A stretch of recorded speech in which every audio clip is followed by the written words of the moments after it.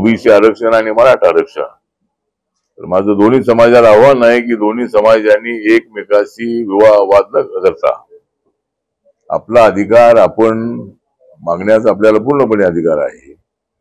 मराठा समाजाला आरक्षण मिळालं पाहिजे आणि 10% आरक्षण देण्याचा निर्णय राज्य सरकारने घेतलेला आहे।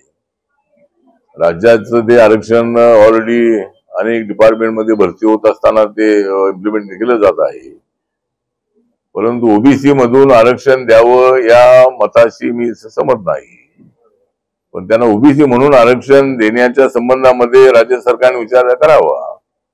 पण त्यांना ओबीसी जे 27% आरक्षण आहे त्याच्यातून त्यांना न देण्याचा प्रयत्न सरकारचा असावा। आणि तामिळनाडूमध्ये ओबीसीच्या 2 कॅटेगरी आहे आणि तामिळनाडूमध्ये 50% आरक्षण आहे, 30% ग्रुप आहे आणि 20% ग्रुप आहे। तसा मराठा समाजाला ओबीसी म्हणून ट्रीट करावं राज्य सरकारने आणि त्याला आरक्षण देण्याचा निर्णय तर ऑलरेडी घेण्यात आलेला आहे। ओबीसीच्या आरक्षणाला धक्का न लागता ओबीसीच्या आरक्षणाला धक्का लागू नये, पण मराठ्यांना आरक्षण मिळालं पाहिजे अशा पद्धतीची आपली सूचना आहे। आणि तशा पद्धतीनं जर हा प्रस्ताव जर आमच्या मंत्रालयाकडे आला, दिल्लीला आला की मराठा समाजाला आरक्षण देण्याच्या संबंधातला मुद्दा, त्याचा आमचं मंत्रालय नक्की विचार करेल। तशा पद्धतीचा प्रस्ताव राज्य सरकारने पाठवावा अशी पण राज्य सरकारला आमची सूचना आहे आणि त्याचा विचार नक्की आमचं मंत्रालयाची जी एक्सपर्ट कमिटी आहे एक्सपर्ट कमिटी करेल। आणि आरक्षण जे आहे ते आरक्षण सगळ्या मराठ्यांना द्या अशी मागणी नाही आहे।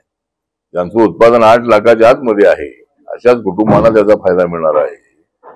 त्यामुळं सर्व मराठ्यांना आरक्षण तसं मिळणार नाही। ओबीसीना जे आरक्षण मिळतंय ते आरक्षण 8 लाखाच्या आतमध्ये ज्यांचं उत्पादन अशाच कुटुंबाला आरक्षण मिळतंय, ते सगळ्या ओबीसीना मिळत नाही आहे। त्यामुळे 8 लाखाचा क्रायटेरिया आहे, पण तो वाढवावा अशा पद्धतीची आमची अनेकांची मागणी आहे। 8 लाखावरून 12 लाखापर्यंत करा अशी आमची मागणी आहे। त्याचा विचार भारत सरकारकडून सुरू आहे, पण सध्या तर 8 लाखाची अट आहे, त्याप्रमाणे त्यांना आरक्षण ओबीसीना मिळत आहे। ओबीसी मधून त्यांना मराठा आरक्षण न देता त्यांनी स्वतंत्र कॅटेगरी करावी अशा पद्धतीची आमची सूचना आहे।